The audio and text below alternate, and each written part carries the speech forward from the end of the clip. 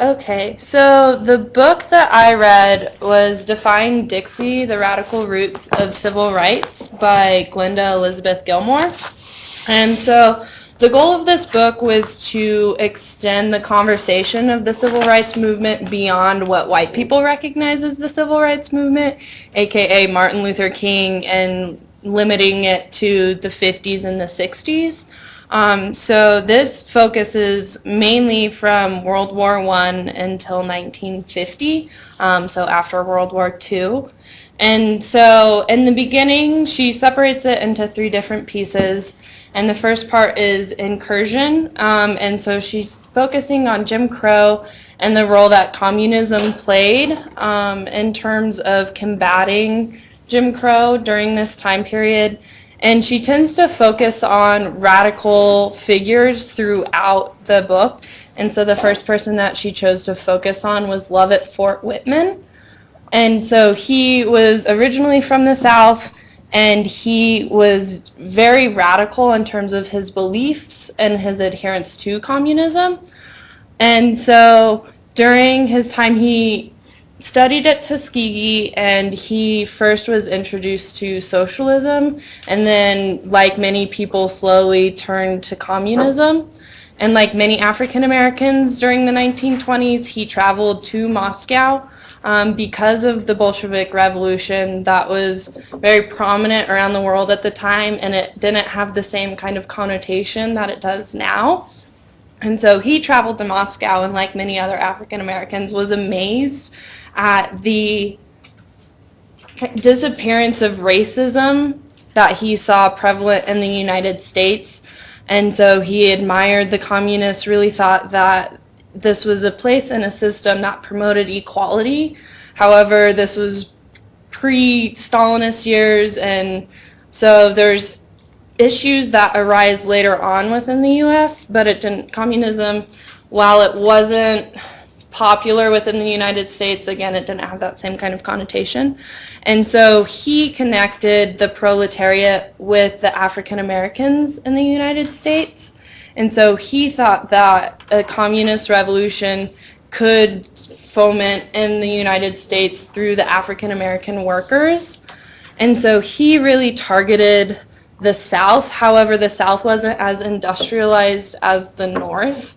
So there were a lot of problems and a lot of issues, and there are other movements taking place in the United States working for equality amongst African Americans. So Gilmore really focuses on Lovett Fort Whitman, and because of that, she doesn't discuss other types of movements, such as work done by the NAACP and other groups as well, and their disagreement with this communist rhetoric that continues into the 1930s. And so because Fort Whitman was so rash and a lot of people didn't gain a lot of support, he had a hard time attracting labor unions, which had some similar ideology, and communists were also infiltrating the labor unions as well. And so with that, there were a lot of issues, especially with the American Federation of Labor, because it was segregated. But even though Lovett Fort Whitman was radical in terms of his approach and his ideologies, there's still this rhetoric that began and started pushing for equal rights. So by establishing this, Gilmore is able to prove that the civil rights movement was not solely based out of the church and white liberals later on. So we need to stop defining the civil rights movements by when white people began noticing when it was happening, and looking back to the past and recognizing communism and the role that it had as well. And so she uses Fort Whitman. He ended up moving to Russia and actually died in the gulags in Russia, which was a really sad story. That was in 1939, I believe. And there was a really moving passage within the book that I won't go into, but I highly suggest reading. And so after that, she moves on to resistance, and she talks about the Scottsboro Nine and the trial of Angelo Herndon. And she discusses how these two cases were different, but they demonstrated the evolution of efficiency in terms of court cases and how people approached pushing legislation. And she discusses the idea of two stereotypes that evolved in the South. So one of them was the Angelo Herndons, where African Americans rose above their situation and wore glasses. So the intellectual approach and using communism as a rhetoric. And then from the Scottsboro 9 perspective of African Americans as racists. And so those were the two threats in the South at the time. And so she goes into that a little bit. And so because of the time period of Angelo Herndon's case, World War II was becoming prevalent and anti-fascism was taking hold, and there was a lot of fear of fascism within the United States. And so after Angelo Herndon's case, he was convicted of being guilty. And so anti-fascists used Angelo Herndon's case for his unjustly trial to convict the United States of practicing fascist ideals and comparing what the Nazis were doing to the Jews to what the United States was doing to African Americans, and using that rhetoric to kind of push things forward and push for equal treatment of African Americans and whites. And so there's on page 181, she says that the Scottsboro and the Herndon cases became to be seen in the context of the growing fascist threat. And so the two were very linked together in terms of fascism. And activists like Philip A. Randolph, who is known for the first planner of the March on Washington, even though it didn't come to be, he uses this rising fear of fascism to draw parallels between Nazism and racism. And she also goes on to talk about a lot of the common kind of pushbacks and resistance movements that took place in the 30s. So the Southern Conference for Human Welfare and the National Negro Congress and the Congress of Industrial Organizations and a couple others as well, which I don't have time to get into. And then she also discusses the effect that it has across the country with this anti-fascist rhetoric and this growing kind of presence that World War II was taking in terms of the minds of the United States. And so with that, they were able to resist and push back because they were able to challenge and push for integration in order to stop what was happening in Germany, because they felt that the reality of German Jews was going to be something that could be a reality for African Americans during this time, and so they used that. And then she goes from there to talk about Pauli Murray, and how Pauli Murray, again, was someone who was pushing really early on for integration of schools, well before Brown versus the Board of Education. And so she was trying to get into the University of North Carolina, but she was denied because of her race, and she was forced to go to school at Howard University, which was a school which was for predominantly African American students. And so at this point, she goes on to talk about rebellion and how, as time went on, they were starting to push harder and harder, especially because of World War II.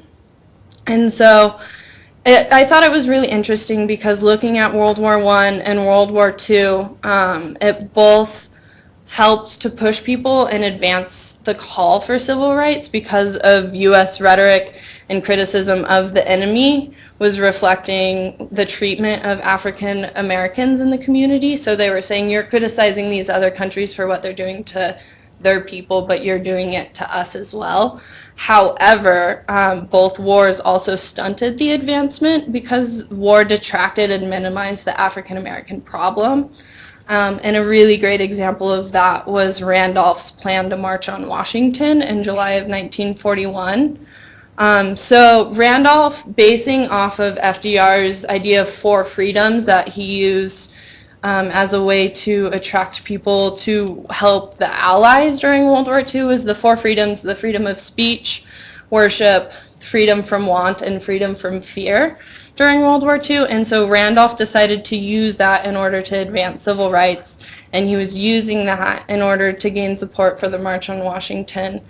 And so he only wanted the March on Washington in 1941 to be for blacks only in order to avoid having white communists. And so here's another example where you see kind of conflict in between communist thinkers and people that were less radical and thought that democracy still would be able to have an equal ground for African Americans. Like the NAACP didn't subscribe to communist ideals. But anyways, you see Randolph pushing and using FDR's rhetoric in order to advance African Americans. However, FDR ended up passing Order 8802, which desegregated armed forces in the workforce, and so therefore Randolph had to submit by canceling the March on Washington, and FDR wanted to do this in order to present a united front because he thought at this point it was inevitable that the U.S. was eventually going to have to join the war, and so he didn't want political unrest within the country to cause issues, and he wanted to go into the Second World War on a united front. So that right there is an example of how it pushed civil rights, but it also restrained civil rights at the same time because they weren't allowed to push for things because they needed to be united within the country, even though the country was treating them as second-rate citizens. And so then you have this thing called the double V, which is the first V is for victory over our enemies from without. So over in Europe, the Nazis and the Japanese, and the second V is for victory over our enemies within. And this came up just a couple weeks after Pearl Harbor because there was a man who was imprisoned in Sikeston, Missouri, who a crowd of white people had taken out of jail, and they drug him behind a car and then ended up lynching him. And so that was within the media and within the news, and that's where double V came from.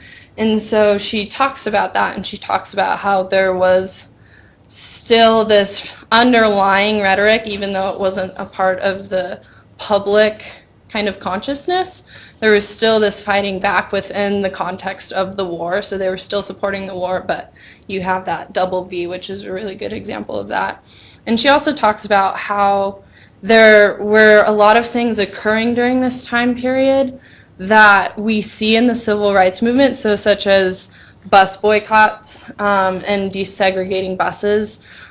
So a lot of blacks and servicemen during this time would refuse to move because they were serving their country. They would refuse to move from seats on buses.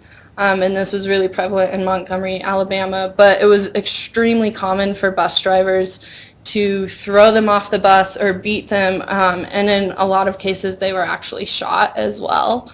So there was still resistance going on, but we don't think about that when we think about World War II, when we think about the civil rights movement. So it's Gilmore continuing to challenge this idea of extending our view of the civil rights movement.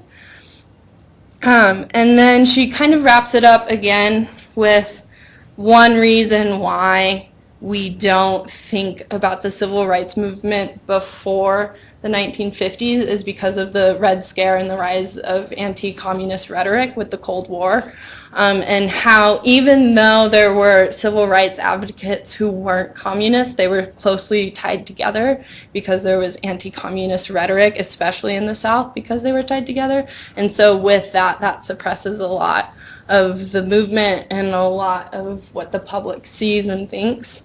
And so in terms of strengths of this book, I thought it was really approachable and really easy to read and follow along with Gilmore's thoughts and themes. You do have to read a little bit slower to make sure that you catch everything because it's a really big book and there's a lot in it, but a lot of it is really important. And she's sure to highlight a lot of people who are often forgotten when telling the story of the civil rights movement and in the larger discussion of the civil rights movement and bringing in that idea of communism and the Popular Front and everything like that. And then in terms of weaknesses, one thing is that because Gilmore focused so much on the radicals of the time period, like Lovett Fort Whitman and Pauli Murray, there isn't a lot of mention or interaction in terms of the impact that they had on the mainstream, and how that affected future leaders within the civil rights movement. And so because of that, sometimes it